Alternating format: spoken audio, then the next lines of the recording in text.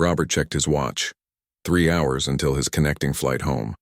Plenty of time to relax in the airport's premium lounge, catch up on emails, and maybe even grab a quick nap. He adjusted his navy blue suit jacket and straightened his tie. As he approached the lounge entrance, the glass doors of the Diamond Elite Lounge gleamed under the bright lights. Robert had been a member for years, but he still felt a small thrill every time he walked through those doors. Inside was a peaceful oasis away from the chaos of the main terminal. Comfortable chairs, free drinks, good food, and most importantly, quiet. "Good afternoon, sir," said the young man at the reception desk. He had neatly combed hair and wore a crisp uniform with the airline's logo embroidered on the pocket. His name tag read, Alex. "Afternoon," Robert replied, sliding his membership card and boarding pass across the counter. "Long flight. Looking forward to some peace and quiet." Alex scanned the documents and glanced up at Robert. There was a brief flicker in his eyes, something Robert had seen countless times before. That moment of surprise when people realized a black man was holding an executive membership card and a first-class ticket. "Of course, sir," Alex said, quickly recovering. His fingers tapped at the computer. "I see you're flying first class to Chicago. You're entitled to our VIP section today." He pointed toward a doorway at the far end of the lounge. "Through those doors. Lisa will take care of you there." "Thank you," Robert said, tucking his documents back into his jacket pocket. The main lounge area was nice enough. Leather armchairs, low tables stocked with magazines, a buffet along one wall. But Robert had never been in the VIP section before. This would be a new experience. At the entrance to the VIP room, a woman with a neat bun and the same uniform as Alex greeted him with a professional smile. "Welcome to our VIP section, sir. May I see your boarding pass?" Again, Robert presented his documents. Again, that flicker of surprise. "Right this way, Mr. Thompson," she said after examining his pass. "We're honored to have the CEO of Horizon Tech with us today." Robert felt a small burst of pride. His company had been making headlines lately, but he still wasn't used to being recognized. 20 years ago, he had been working out of his garage with nothing but a dream and determination. Now he ran a company valued at over $1 billion. The HOA VIP section was everything he'd imagined and more. Only 5 other passengers shared the spacious room. The chairs were wider, the lighting softer, and the noise from the terminal completely blocked out. A small private bar stood in one corner, staffed by a bartender ready to mix any drink on request. "Would you like something to drink, Mr. Thompson?" Lisa asked. "Just sparkling water for now, thank you. With lime if you have it." "Of course." She gestured to a chair by the window. "That spot has the best view of the runways. The Wi-Fi password is on the table. If you need anything else, just press the call button." Robert settled into the plush chair and let out a deep breath. Finally, he could relax. He placed his phone on the table and watched as a massive jumbo jet took off into the clear blue sky. The glass was thick enough that he could barely hear the roar of the engines. The sparkling water arrived in a crystal glass, beads of condensation rolling down the side. Robert took a sip and then pulled out his laptop. He might as well use this time to prepare for tomorrow's board meeting. The company acquisition he'd been working on in Singapore would need to be explained carefully to the shareholders. As he typed, Robert felt the tension in his shoulders begin to ease. The quiet hum of the air conditioning, the occasional soft footsteps of the staff, the distant sight of planes taking off and landing, it all blended into a peaceful background that helped him focus. An hour passed quickly as Robert worked through his presentation slides. He was deep in concentration when a message from his wife popped up on his phone. "Hope your flight is on time. Kids can't wait to see you. We're making your favorite dinner tonight." Robert smiled and typed a quick reply. "Looking forward to it. In the lounge now. We'll call before boarding." He set the phone down and looked around the room. 2 businessmen in suits sat in the corner having a quiet conversation. An older couple browsed through magazines. A flight attendant on break sipped coffee while reading a book. It was peaceful, professional, respectful. Robert returned to his work, but his mind kept drifting to thoughts of home. His daughter's dance recital was this weekend, the first one he hadn't missed all year. His son had a science project to finish, and he'd promised to help. His wife had been holding everything together while he traveled, as she always did. The sound of voices at the entrance drew Robert's attention. A new passenger was arriving. A white man in his 50s with silver hair and a tan stood at the doorway speaking with Lisa. He wore an expensive-looking suit and carried a leather briefcase that probably cost more than some people's monthly rent. Robert didn't pay much attention and returned to his laptop. He still had 2 sections of his presentation to finish before his flight.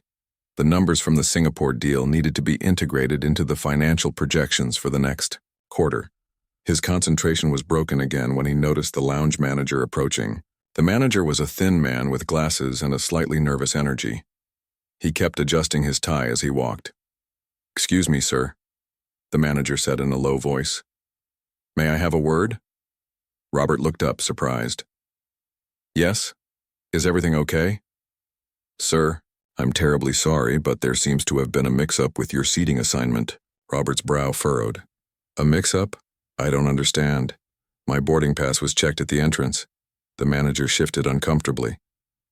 "Yes, well, you see the VIP section is currently reaching capacity, and we need to make some adjustments." Robert glanced around. The room was clearly nowhere near full. 5 other passengers in a space designed for at least 20. "I don't see a capacity issue," Robert said calmly. "Is there something else going on I should know about?" The manager lowered his voice even further. "Sir, we have some special guests who require specific seating arrangements. I'm sure you understand. We have a very comfortable seat for you in the main lounge area."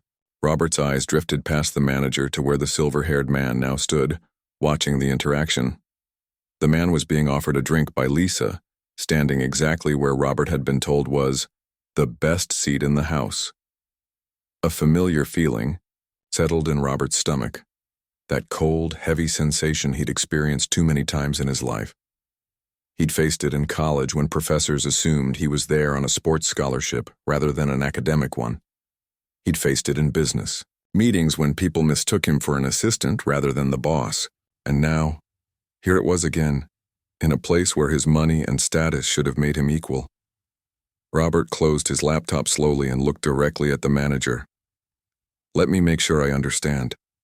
You're asking me to move from the VIP section, which I am entitled to access as a first-class passenger, to make room for another passenger despite the lounge being mostly empty?" The manager's face reddened. "Sir, it's not like that at all. It's simply a matter of optimization of our space and resources." "Optimization?" Robert repeated, the word tasting bitter on his tongue. 20 years of building a tech empire, and still, some people only saw the color of his skin. But Robert Thompson hadn't become a CEO by backing down from challenges. He reached for his phone, his boarding pass, and his company ID.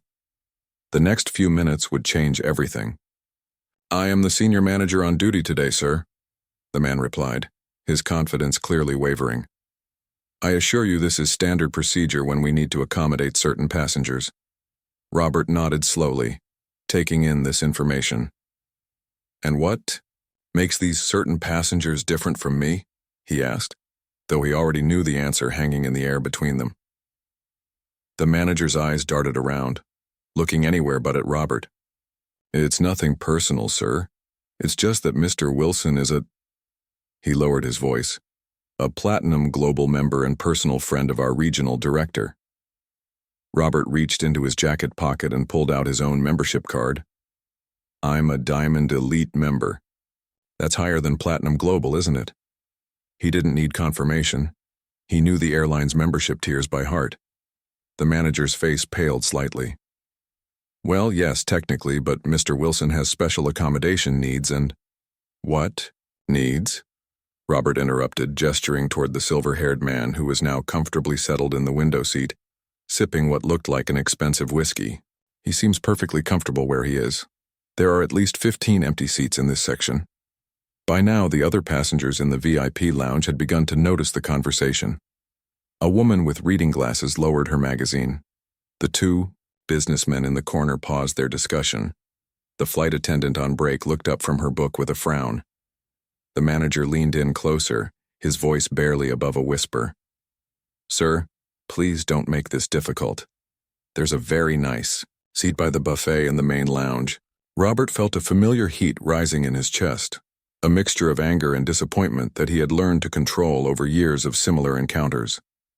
He had built his career by choosing his battles carefully, by knowing when to push back and when to walk away. This moment, he decided, required pushing back. "I'd like you to explain exactly why I'm being asked to move," Robert said, loud enough for others to hear. "Because from where I'm sitting, where I'm entitled to sit based on my ticket and membership status, this looks like discrimination." The word hung in the air like a thunderclap. The lounge fell completely silent. The manager's eyes widened. No, sir, absolutely not. We would never. This isn't," he stammered, his face now flushed red. "This is simply about customer priorities and—" "What priorities?" Robert asked. "I'd like you to explain those priorities to me, in detail." A woman at a nearby table cleared her throat. "Excuse me," she said, addressing the manager. "I couldn't help overhearing. Are you really asking this gentleman to give up his seat when the lounge is practically empty?" The manager turned, clearly flustered by this new voice entering the conversation. "Ma'am, this is a private matter between the airline and our customer." "It doesn't seem private to me," said one of the businessmen from the corner. "It seems like you're asking a paying customer to move for no good reason." Robert remained calm, watching as the situation began to unfold around him. He had not raised his voice or made a scene. He hadn't needed to. Simply by standing his ground and asking direct questions, he had revealed the uncomfortable truth that everyone could now see. The silver-haired man, Mr. Wilson, glanced over with mild interest but returned to his drink, seemingly unbothered by the commotion. The bartender behind the private bar pretended to be busy polishing glasses, but his eyes kept darting toward the growing tension. "Perhaps we should call the airline's customer service line," Robert suggested, pulling out his phone.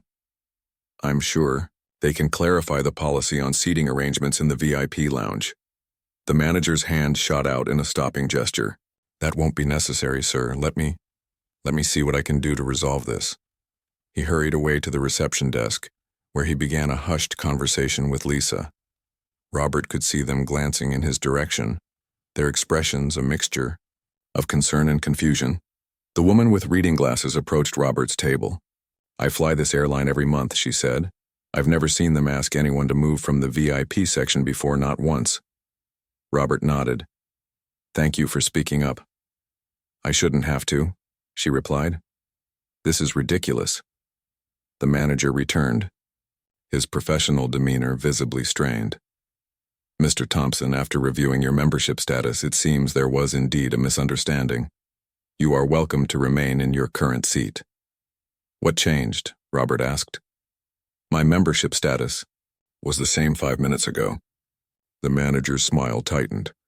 "Nothing changed, sir. It was simply a miscommunication among our staff." Robert knew this was a lie. Nothing had been miscommunicated. The directive had been clear. Move the black man to make room for the white man, despite empty seats all around them. "I appreciate you sorting this out," Robert said, his voice deliberately neutral. "Though I'm still curious about what special arrangements Mr. Wilson requires that I don't." The manager's smile vanished. "Sir, I've resolved the issue. You can stay in your seat. I don't believe we need to discuss it further." But Robert wasn't finished. He had spent his entire career being underestimated, overlooked, and now disrespected. Each time he had responded with professionalism and restraint. But professional restraint didn't mean allowing injustice to pass unchallenged. "Actually," Robert said, reaching into his pocket again, "I think we do need to discuss it further." He pulled out his business card and handed it to the manager. "I believe your airline might be interested in knowing that you just tried to remove the CEO of Horizon Tech from a seat he paid for." The manager stared at the card, his face draining of color. Horizon Tech was not just any company. It was a major corporate client of the airline, with hundreds of employees flying with them every month. Additionally, as Robert knew but didn't mention, his company was currently in talks to become a significant shareholder in the airline's parent corporation. "Mr. Thompson, I had no idea," the manager began, but Robert raised a hand to stop him. "Would it have mattered if I wasn't a CEO?" he asked. "Would it have mattered if I was just any black passenger with a first-class ticket and elite status?" The manager had no answer. "That's what I thought," Robert said. He opened his laptop again, signaling that the conversation was over from his perspective. But the situation was far from resolved. The other passengers were still watching, and now whispering among themselves. The woman with the reading glasses had her phone out and appeared to be typing something, perhaps an email, perhaps a social media post. The businessmen in the corner were openly discussing what they had witnessed. The silver-haired Mr. Wilson seemed to finally grasp what was happening. He stood up and approached Robert's table. "I wasn't aware they were moving you because of me," he said, his tone suggesting he expected credit for this statement. "I would have said something." Robert looked up from his laptop. "Would you have offered to move instead?" Mr. Wilson hesitated just long enough for his answer to be clear. "Well, they told me this was my assigned seat." "There are no assigned seats in the lounge," Robert replied. "Just assigned sections based on ticket class and membership tier." Mr. Wilson shifted uncomfortably. "Look, I don't want any trouble. I just took the seat they offered me." "No one is blaming you," Robert said, though part of him did. "Not for accepting the seat, but for not questioning why someone else was being moved, for being so comfortable with his privilege that he didn't even notice when it came at someone else's expense." The lounge manager had retreated to the reception desk, where he was now on the phone, speaking in urgent tones. Robert could guess what was happening. Damage control. The manager was likely calling his superiors, explaining the situation, probably minimizing his own role in creating it. Robert returned to his work but found it hard to concentrate. The peace he had felt earlier was gone, replaced by a familiar tension. It was the same tension he felt whenever he had to navigate spaces not designed with people like him in mind, spaces where his presence was tolerated rather than welcomed. His phone buzzed with a text from his chief of staff. "Board presentation looks good. Minor edits suggested, all tracking for tomorrow's meeting." Normal business continuing while his day had taken this unwelcome turn. The silver-haired man had returned to his seat but kept glancing over at Robert. The other passengers had resumed their activities but with a new awareness of the undercurrents in the room. The staff moved about with obvious discomfort, avoiding eye contact with everyone. Robert took a deep breath.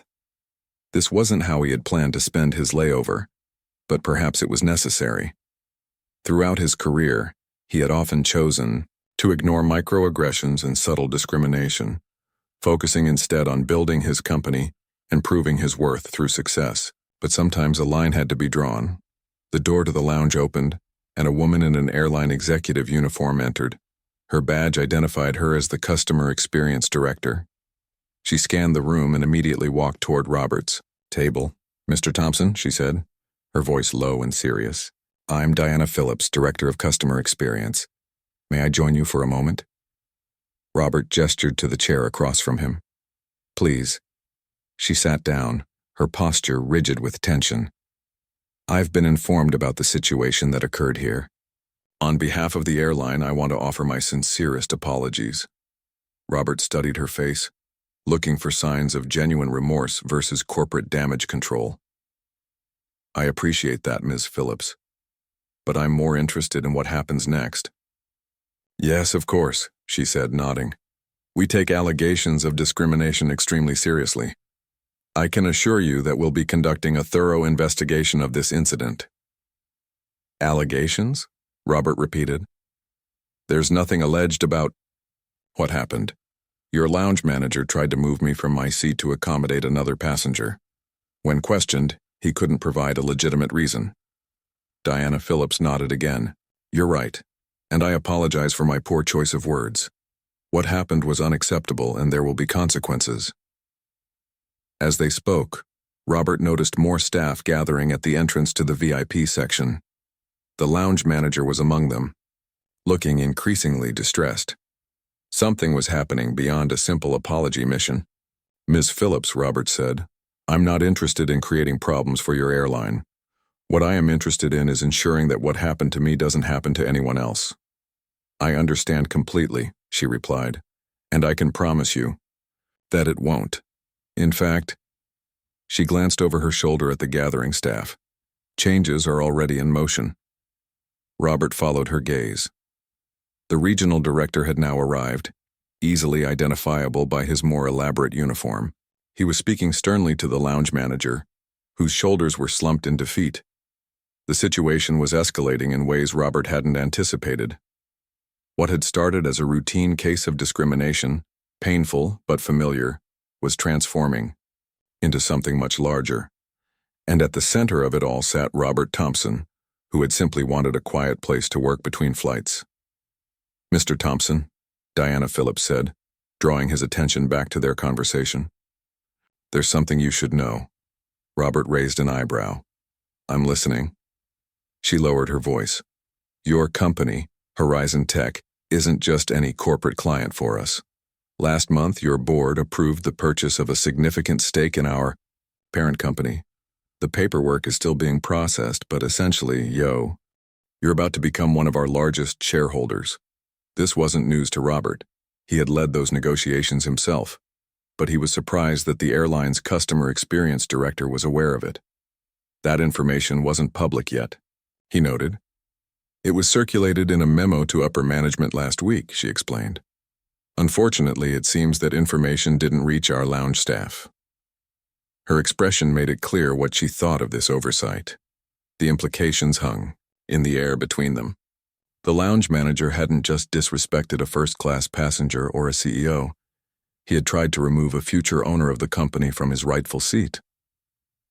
"Ms. Phillips," Robert said, leaning forward, "I want to be very clear about something. Whatever actions your airline takes regarding this incident should not be based on my position or my company's relationship with your airline. They should be based on the principle that what happened was wrong, and would be wrong regardless of who I am." She nodded, but Robert wasn't sure she truly understood. Too often, corporations only addressed discrimination when it affected their bottom line, not because it was the right thing to do. Their conversation was interrupted by a commotion at a nearby table. One of the businessmen who had spoken up earlier was now on his feet, shaking hands with someone Robert recognized immediately. Harold Chen, CEO of Next Gen Systems, and one of Robert's industry colleagues. "Robert," Harold called out, spotting him across the lounge. "Robert Thompson, is that you?" Robert stood up. "Harold, didn't expect to see you here." Harold approached with a warm smile that quickly faded as he sensed the tension. "Everything okay? You look like you're in the middle of something." Before Robert could answer, another voice joined the conversation. "Mr. Thompson, what a coincidence." It was Wei Ling, Chief Financial Officer of East Asian Markets, another major player in the tech world. She had been sitting quietly in a corner of the lounge, unnoticed until now. Robert greeted her with a nod. "Wei, good to see you." The regional director, who had been watching this exchange, suddenly looked as though he might faint. Three high-profile tech executives, all members of the same industry circles, all apparently acquainted, were now gathered in his lounge, where one of them had just been subjected to discriminatory treatment. Diana Phillips stood up quickly.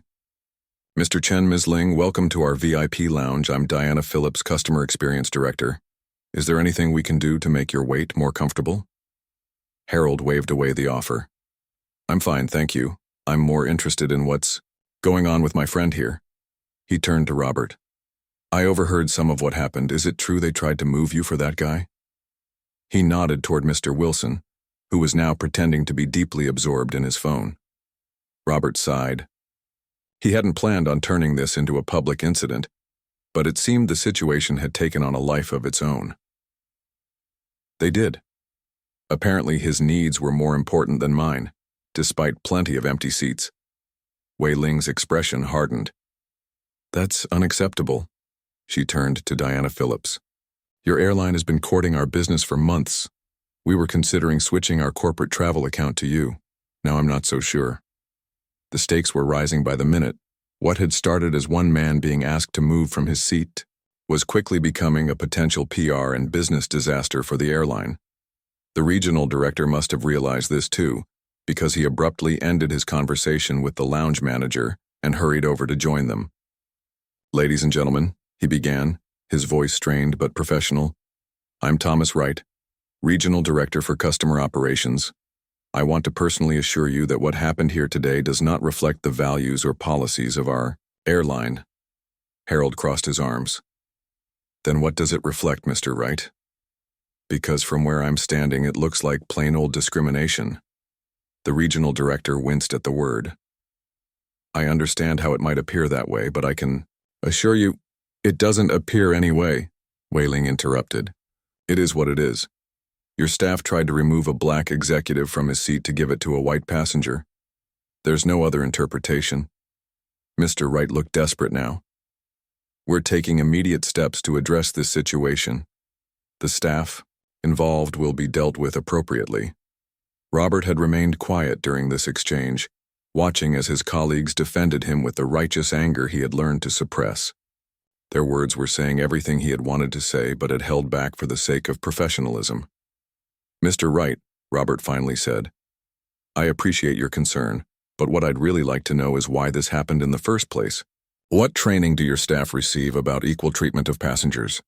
What policies do you have in place to prevent discrimination?" The regional director looked relieved to be asked a question he could actually answer. "We have comprehensive diversity training for all customer-facing staff. Everyone undergoes a 3-day workshop when they join the company, with yearly refresher courses." "Clearly it's not working," Harold said bluntly. By now, nearly everyone in the lounge was watching the scene unfold. The silver-haired Mr. Wilson had shrunk into his seat, clearly wishing to be anywhere else. The other passengers were openly staring. Even the bartender had given up any pretense of not listening. Robert's phone buzzed again. This time it was a news alert. He glanced down and felt a jolt of surprise. Someone had already posted about the incident on social media, and it was gaining traction fast. The post didn't mention him by name but described a black executive being asked to give up his seat for a white passenger in the VIP lounge at International Airport. The news was spreading beyond the confines of the lounge. Soon it would be everywhere. The regional director's phone rang. He excused himself to answer it, stepping a few paces away but still within earshot. "Yes, sir." "Yes. I'm handling it personally." "No, the media hasn't arrived yet, but there are social media posts already." "Yes, sir, I understand the severity." His voice dropped to a whisper, but Robert could still make out, "It's worse than we thought. He's about to become a major shareholder." When Mr. Wright returned to the group, his face was ashen. "Mr. Thompson, I've just spoken with our CEO. He would like to speak with you directly. He's on his way to the airport now." This was escalating beyond anything Robert had anticipated. The CEO was coming in person? That was unprecedented. "That won't be necessary," Robert said. "I'm not looking to make this into a bigger issue than it already is." "I'm afraid it's already a significant issue, sir," the regional director replied. "Our CEO insists on addressing this personally." Harold placed a hand on Robert's shoulder. "You should talk to him, Robert. This is an opportunity to create real change." Whaling nodded in agreement. "Sometimes it takes an incident like this to force companies to confront their problems." Robert considered their words. Throughout his career, he had often chosen to let similar incidents slide, focusing instead on his own success as the best revenge against prejudice. But his colleagues were right. This was an opportunity to push for change that could benefit others. "Fine," he said. "I'll meet with your CEO. But I want it understood that I'm not doing this for special treatment or compensation. I'm doing it because what happened today was wrong, and it needs to be addressed at a systemic level." The regional director nodded eagerly. "Absolutely, sir. I'll arrange for a private meeting room." As Mr. Wright hurried off to make arrangements, Diana Phillips remained behind.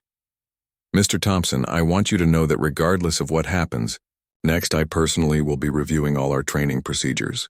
This should never have happened, and I'm truly sorry that it did."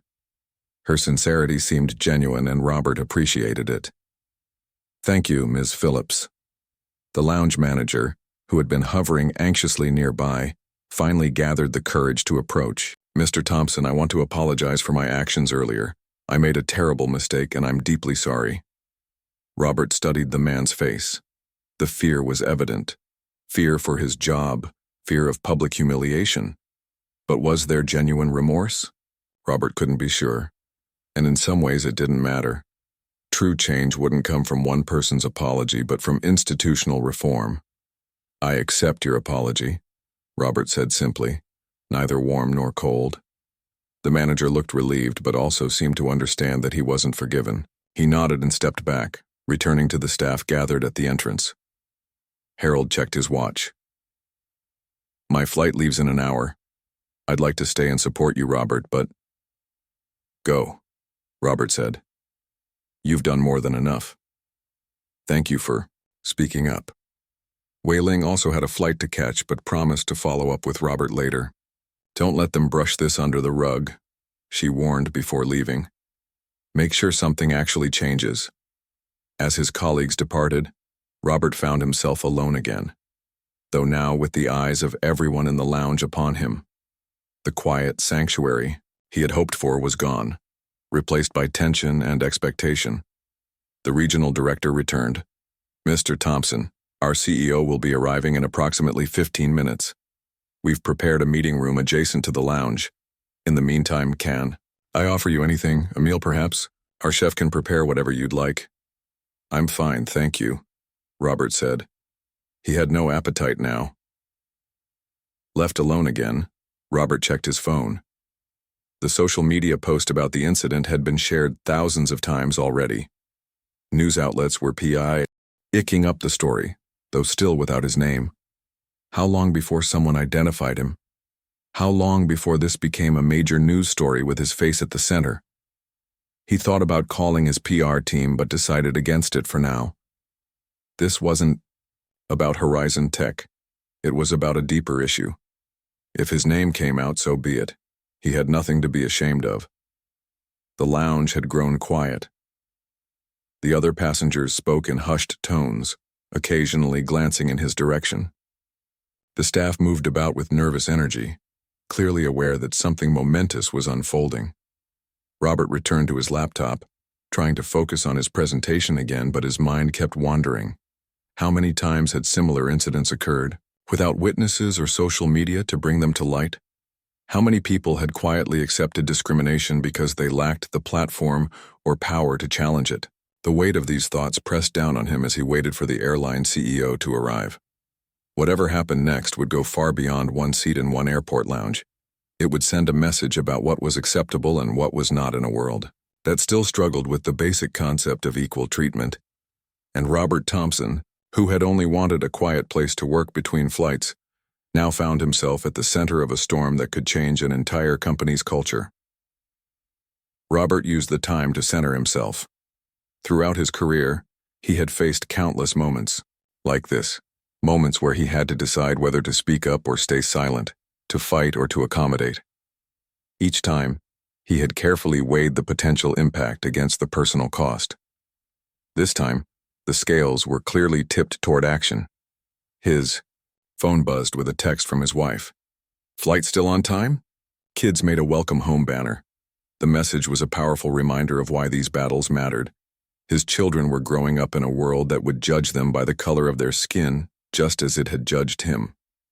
Every time he pushed back against discrimination, he was helping to create a better future for them.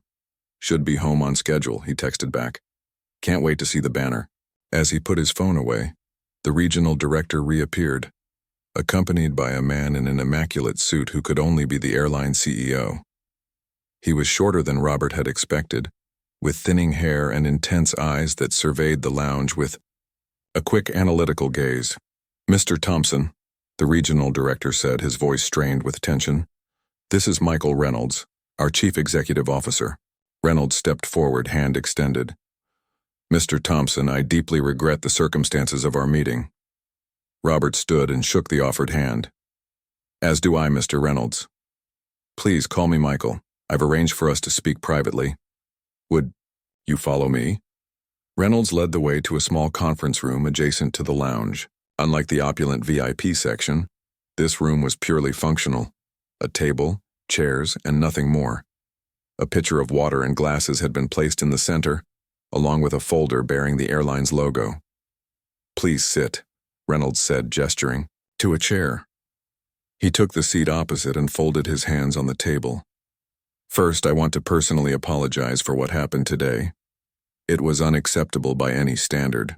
Robert nodded but remained silent, waiting to hear what else the CEO had to say. Reynolds continued, "I've been briefed on the situation, but I'd appreciate hearing your perspective directly." "I think you know what happened," Robert replied. "Your lounge manager tried to remove me from a seat I was entitled to occupy in order to give it to another passenger. When pressed for a reason, he couldn't provide one that made sense, given that the lounge was mostly empty. The only visible difference between me and the passenger he preferred was the color of our skin." Reynolds winced slightly but didn't deny anything. "You're right. And I'm not here to make excuses or try to explain it away. What happened was wrong, period." This direct acknowledgement was unexpected. Robert had prepared himself for corporate doublespeak and vague promises. "The question is," Robert said, "what happens now?" Reynolds opened the folder in front of him. "That's what I wanted to discuss with you. I've already made some decisions, but I value your input." He slid a document across the table. "This is the action plan I've drafted in response to today's incident." Robert picked up the paper and scanned it quickly. The plan was comprehensive. Immediate termination of the lounge manager, suspension pending review for all staff involved, a company-wide audit of diversity practices, mandatory retraining for all customer-facing employees, and the creation of a new executive position focused on inclusion and equal treatment. "You drafted this in the 20 minutes it took you to get here?" Robert asked, impressed despite himself. Reynolds shook his head. "No. I've had this plan for 6 months, waiting for the right moment to implement it. We've had incidents before. Nothing as clear-cut as this, nothing that couldn't be explained away or buried under paperwork, but I knew it was just a matter of time." He leaned forward, his expression grave. "Mr. Thompson, I'm not going to pretend that what happened today was an isolated incident or the result of one bad employee. The problem is systemic, and it requires a systemic solution." Robert set the document down. "Then why wait for an incident like this? Why not implement these changes 6 months ago?" "Corporate inertia," Reynolds admitted. "Resistance from the board, concerns about costs, the usual excuses, but this," he gestured toward the lounge, "this is impossible to ignore or explain away. And frankly, given who you are and the position your company holds, it gives me the leverage I need to push through real change." There was a calculating aspect to Reynolds' candor that Robert found both refreshing and somewhat troubling. The CEO was using this incident, using him, to advance an agenda, albeit one Robert agreed with. "So you're firing the lounge manager?" Robert said. "Yes. His actions were indefensible, and he's shown similar patterns of behavior in the past that were reported but never properly addressed. The staff who stood by and said nothing will be suspended pending review." "And if I hadn't been a CEO? If I had just been an ordinary passenger?" Reynolds met his gaze squarely. "The same actions would be warranted, but I can't honestly say they would have happened as quickly or decisively. That's part of the problem I'm trying to fix." At least he was honest. Robert thought about the countless people who faced discrimination without the shield of status or wealth, without industry colleagues to speak up for them, without CEOs rushing to apologize. "Your plan mentions a new executive position," Robert noted. "Yes. A chief diversity officer reporting directly to me, with real authority and a substantial budget. I've been pushing for this for over a year."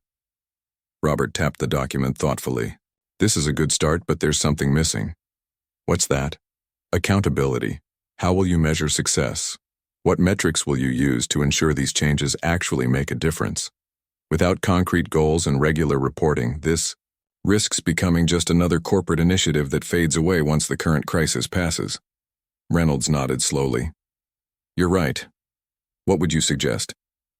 Quarterly diversity audits with results reported to the board and made public.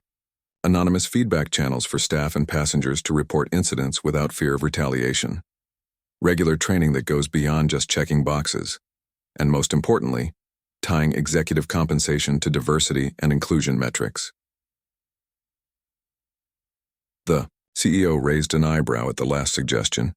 That's ambitious. It's necessary, Robert countered. If you want real change, it has to impact the bottom line, both when you fail and when you succeed. Reynolds considered this for a moment, then pulled a pen from his pocket and made notes on the document. I'll add these to the plan. Anything else? Robert thought about the bigger picture.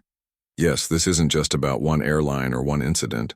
I'd like to see your company take a leadership role in addressing these issues industry-wide. Share what works, be transparent about what doesn't, and challenge other airlines to meet the same standards. That could give us a competitive disadvantage, Reynolds said, the business leader in him emerging. Or it could become a powerful differentiator, Robert countered. Imagine being known as the airline that doesn't just talk about equality but actually delivers it. A slight smile crossed Reynolds's face. You make a compelling case, Mr. Thompson. I didn't become a CEO by accident, Robert replied. No, I suppose not. Reynolds gathered the papers back into the folder. I appreciate your willingness to engage with me on this. Many in your position would be focused solely on legal action or public relations damage. Don't mistake my willingness to discuss solutions for a lack of seriousness about the problem, Robert cautioned. I expect to see real action, not just words. You will, Reynolds promised, starting right now. He stood up and extended his hand again.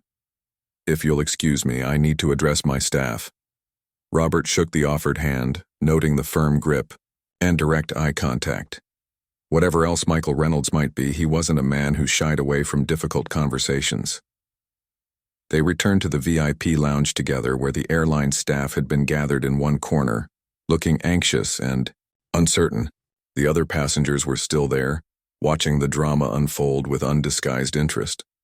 Reynolds approached the staff group, his posture straight and his voice clear and authoritative. I want to speak with all of you about what happened here today. Robert stayed back, not wanting to be RT of this particular conversation. This was between Reynolds and his team, but he could hear the CEO's words clearly in the quiet lounge. What occurred in this lounge earlier was completely unacceptable and a violation of everything our airline claims to stand for. There will be immediate consequences for those directly involved, but this is also a moment for all of us to reflect on our actions and our culture. The staff stood in uncomfortable silence as Reynolds continued. The lounge manager has been terminated, effective immediately. Those who witnessed his actions and failed to intervene are suspended pending review. This is not open for discussion or appeal. A murmur ran through the group. The lounge manager, standing at the back, seemed to physically deflate. But firing people isn't enough, Reynolds went on. This is a systemic issue that requires systemic change. In the coming days, you'll be hearing about new policies, new training requirements, and new expectations. I expect full cooperation from everyone who wishes to remain with this company. He paused, looking at each staff member in turn. We can and must do better, not just because of who was affected today, but because this is who we should be all the time, for every passenger, regardless of who they are or what they look like. The regional director stepped forward. Sir, should we prepare a statement for the media? There are already reporters gathering in the main terminal. Reynolds nodded. I'll handle the media personally.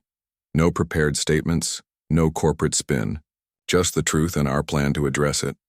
As the CEO turned to leave, he paused beside Robert. Thank you for your input, Mr. Thompson. I'd like to continue this conversation after things settle down, if you're willing. Robert nodded. I'll have my office contact yours. Reynolds lowered his voice. One more thing. Your flight has been delayed by weather at your destination. We've arranged for you to use our private boardroom until departure if you'd prefer not to remain in the lounge. That won't be necessary, Robert replied. I'll stay right here. Reynolds seemed to understand the significance of this choice. With a final nod, he departed, followed by the regional director and most of the staff. The lounge manager lingered for a moment, his face a mask of shock and disbelief. His eyes met Robert's briefly, filled with a mixture of anger and fear, before he too turned and walked away. The tension in the air began to dissipate like storm clouds clearing after a thunderstorm. The remaining passengers returned to their activities, though many glanced at Robert with newfound respect or curiosity. Diana Phillips, the customer experience director, approached Robert's table. "Mr. Thompson, is there anything you need while you wait for your flight?" "Just some peace and quiet," he replied with a small smile. "That's all I wanted in the first place." She nodded. "Of course, but please don't hesitate to ask if you need anything at all." As she walked away, Robert reopened his laptop and returned to his presentation. The words on the screen seemed different now, charged with new meaning. The slides about corporate responsibility and ethical leadership that had once felt like standard business language now carried the weight of real experience. His phone buzzed with another news alert. The story had broken nationally, still without his name but with enough details that it wouldn't be long before he was identified. The headline read, "Airline CEO takes immediate action after discrimination incident in VIP lounge." Robert closed the alert and returned to his work. He had a board meeting tomorrow, a family waiting at home, and a company to run. What had happened today was important, but it was just one battle in a much longer war. As he typed, he thought about all the people who had faced similar situations without the power to effect change. He thought about his children and the world they would inherit. He thought about the responsibility that came with his position and influence. The lounge around him had returned to its normal state of quiet activity. A new bartender had taken over at the private bar. Fresh passengers arrived and were seated without incident. The airline staff moved about with careful professionalism, perhaps more aware now of their actions and attitudes. It was a small victory in the grand scheme of things. One manager fired, some policies changed, one CEO awakened to the reality of discrimination in his company. But small victories accumulated over time could lead to real transformation. Robert Thompson had come to the airport lounge seeking only a comfortable place to work between flights. He was leaving as a catalyst for change. It wasn't the role he had sought, but it was one he would embrace. The report detailed the progress. A new chief diversity officer hired from outside the industry, comprehensive retraining for all staff, anonymous reporting systems for both employees and passengers, and most significantly, executive compensation now partially tied to diversity and inclusion metrics. Robert closed the document and leaned back in his chair. The morning sunlight filtered through the blinds, casting warm stripes across his desk. On the wall hung framed newspaper articles about the incident, a reminder of the unexpected impact one moment could have. His assistant's voice came through the intercom. "Your car will be here in 30 minutes, sir, and Ms. Phillips from the HOA airline called to confirm your speaking slot at the industry conference." "Thank you," Robert replied. "Let her know I received the materials and I'm prepared." Today marked another milestone in the journey that had begun that day in the airport. Robert had been invited to deliver the keynote address at the International Air Transport Association's annual conference, a gathering of executives from every major airline in the world. His topic, creating cultures of inclusion in the travel industry. It wasn't a role he had ever expected to take on. Robert had built his career in technology, not diversity consulting.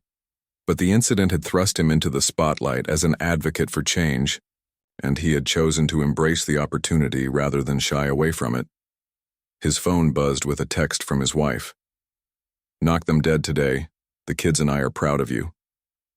Robert smiled and typed a quick response. "Thanks. Home for dinner. Promise." He picked up the newspaper on his desk, one of the many that had covered the story once his identity became public. The headline read, "Tech CEO's Airport Experience Sparks Industry-Wide Changes." The article detailed how what happened to him had become a catalyst for reform, not just at one airline, but across the entire industry. What the newspaper couldn't capture was the personal impact of that day. Robert had always been aware of the discrimination that existed in the world, had experienced it throughout his life and career. But something about that particular incident, perhaps its blatant nature, perhaps the timing, perhaps the response it generated, had awakened something in him. He thought back to the conversation with his son a week after the news broke. "Dad," the 12-year-old had asked over breakfast, "why did that man try to make you move?" Robert had considered how to answer, wanting to be honest without breeding cynicism in his child. "Because sometimes people make judgments based on what others look like instead of who they are. But you're a CEO, doesn't that matter?" "It should have mattered that I was a human being," Robert had replied. "My job title shouldn't have been necessary for me to be treated with respect." His son had thought about this for a moment. "Is that why you're doing all these interviews? To make sure other people don't get treated that way?" "Exactly. Sometimes when something unfair happens, you have a choice. You can let it go, or you can use it to try to make things better." That conversation had solidified Robert's resolve to turn the incident into an opportunity for real change. The doorbell rang, interrupting his thoughts. His driver was early. Robert gathered his materials and headed downstairs. As he passed through the living room, he noticed the family photo they had taken last month on vacation, all of them smiling, his children growing so fast. This was why the work mattered. This was who he was fighting for. His driver, a middle-aged man named Anthony, who had been with the family for years, greeted him at the door. "Big day today, Mr. Thompson?" "Could be, Anthony. We'll see." During the drive to the convention center, Robert reviewed his speech notes one last time. He had deliberately kept his remarks practical rather than philosophical. Industry executives didn't need to be lectured about why discrimination was wrong. They needed clear, actionable steps to make their companies more inclusive. The convention center was buzzing with activity when they arrived. Airline representatives from around the world filled the lobby, their conversations creating a multilingual hum that echoed off the high ceiling. Robert was immediately recognized. Heads turned as he walked through the entrance, and several people approached to shake his hand or exchange brief words. 3 months ago, he had been known primarily in tech circles. Now, his face had become associated with a movement for change in an entirely different industry. Diana Phillips, now promoted to Senior Vice President of Customer Experience at the airline, met him near the registration desk. "Mr. Thompson, thank you for coming. There's been incredible interest in your session. We've had to move it to the main hall to accommodate everyone who wants to attend." Robert nodded. "I'm glad to hear it. Let's hope that interest translates into action." "It already has at our company," she assured him. "The changes we've implemented have had measurable impacts. Customer satisfaction is up, especially among minority PA singers. Employee retention has improved. Even our stock price has seen a boost." "Good business and good ethics often go hand in hand," Robert observed. As they walked toward the preparation area, a familiar face appeared in the crowd, the silver-haired Mr. Wilson from the lounge that day. He looked startled to see Robert, then embarrassed, then determined. After a moment's hesitation, he approached. "Mr. Thompson," he said, his voice strained but clear. "I don't know if you remember me, but—" "I remember," Robert said evenly. "Mr. Wilson nodded. "I've wanted to speak with you since that day, to apologize for my part in what happened." "Your part?" "My silence," Wilson explained. "I knew something was wrong when they moved you. I could see it, but I said nothing. I accepted the privilege without questioning it." Robert studied the man's face, searching for sincerity. "And now?" "Now I'm trying to do better." Wilson handed Robert a business card. "I've started working with a diversity consulting firm. We help companies identify and address unconscious bias. Your experience, what I witnessed that day, it changed my perspective." Robert accepted the card without comment. He wasn't sure what to make of this conversion, whether it was genuine remorse or opportunistic rebranding. Perhaps it was a bit of both. Either way, if it led to positive action, did the motivation matter? "I hope your work makes a difference," Robert said finally. Wilson seemed to understand that this was neither forgiveness nor rejection, but acknowledgement. He nodded once more and disappeared back into the crowd. Diana, who had witnessed the exchange, raised an eyebrow. That was unexpected. Life often is, Robert replied. They continued to the preparation room, where Robert was introduced to the technical staff and briefed on the logistics of his presentation. The room was filled with other speakers waiting for their sessions, many of whom came over to introduce themselves. A nervous-looking young woman approached, her conference badge identifying her as a junior executive at a small regional airline. "Mr. Thompson, I just wanted to say thank you. What happened to you? It gave me the courage to speak up about similar issues at my company. Our CEO is in your audience today because of that conversation." Robert smiled. "That's good to hear. How did your CEO respond?" "Better than I expected. We're making changes now, small ones, but real." This was the ripple effect he had hoped for. One incident, one response, spreading outward to create change beyond what he could directly influence. As the time for his presentation approached, Robert felt a calm sense of purpose settle over him. When an assistant came to escort him to the stage, he was ready. The main hall was packed. Executives from airlines around the world filled every seat, with more standing along the walls. As Robert took the stage, the buzz of conversation died away, replaced by expectant silence. "Good morning," he began. "My name is Robert Thompson. 3 months ago, I was just a passenger trying to catch a flight home. Today, I'm here to talk about how that ordinary moment turned into an extraordinary opportunity for change." He didn't dwell on the details of the incident. Most in the audience already knew them. Instead, he focused on what happened afterward. Real story isn't about what went wrong that day. It's about what has gone right since. It's about an airline CEO who chose to see a crisis as an opportunity. It's about staff members who embrace new training not as a punishment, but as professional development. It's about an industry that has begun to recognize that excellence in service means excellence for everyone, without exception. Robert shared concrete examples. The anonymous reporting system that had already identified and addressed dozens of potential incidents before they escalated. The hiring practices that had increased diversity at all levels of the company. The training programs that went beyond superficial compliance to create real understanding. These changes weren't just morally right. They were good business decisions, he explained. Customer loyalty has increased. Employee satisfaction is up. Legal complaints are down. The financial benefits alone would justify the investment, even without the human impact. As he spoke, Robert could see people in the audience taking notes, nodding in agreement, leaning forward with interest. These were business leaders who understood numbers and results. By framing inclusion as both an ethical imperative and a business advantage, he was speaking a language they could all understand. The journey isn't over, Robert concluded. Creating truly inclusive spaces is ongoing work that requires constant attention and adjustment. But it's work worth doing, not just because it's right, but because it creates better companies, better experiences, and ultimately, a better world for all of us. The applause that followed was enthusiastic and prolonged. As Robert stepped away from the podium, the moderator announced that there would be time for questions. The first came from a CEO of a European airline. "These programs sound impressive, but they must be expensive. How do you justify the cost to shareholders?" "By showing them the cost of doing nothing," Robert replied. "Discrimination leads to lawsuits, lost customers, employee turnover, and damaged reputations. All of those have quantifiable costs that far exceed the investment in prevention."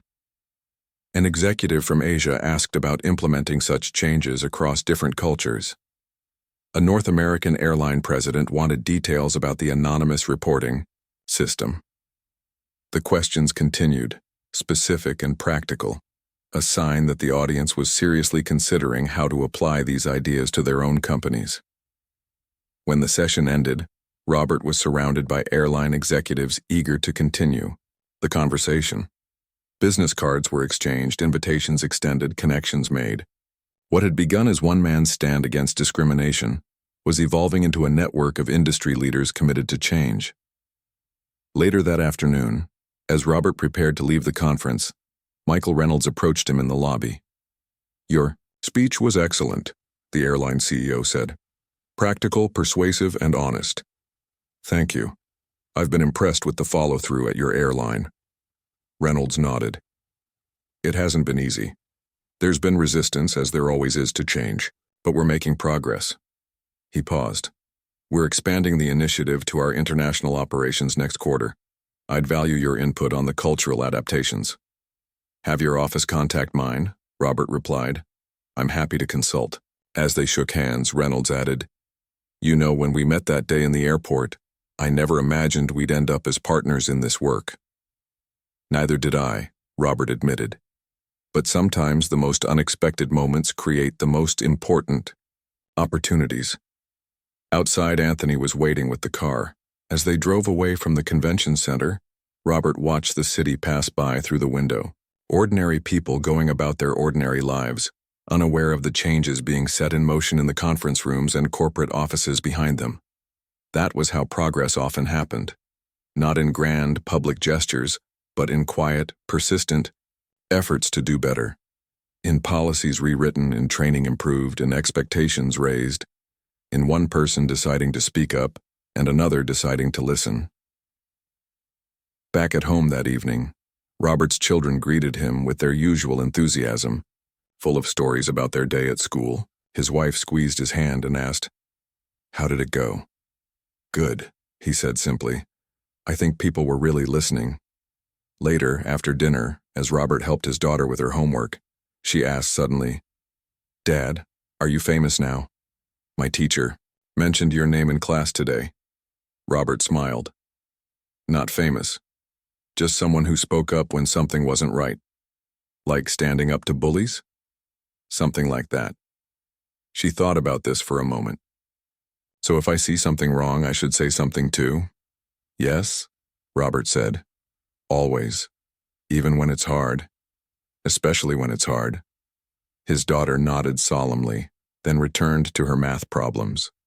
She might not fully understand the significance now, but someday she would. Someday she would face her own moments of decision, her own opportunities to choose between comfort and courage.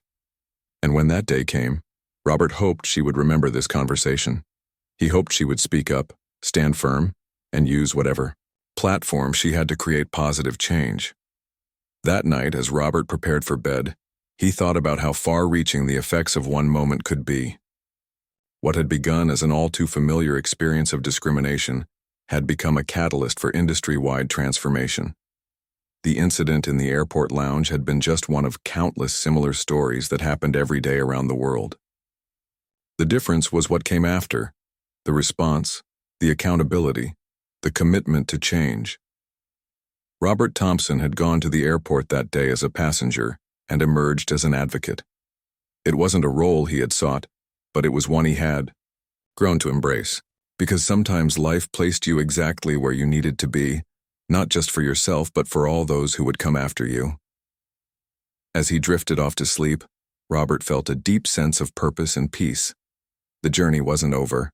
Real change never happened overnight, but it had begun, and he was helping to guide it forward, one conversation, one policy, one mind at a time.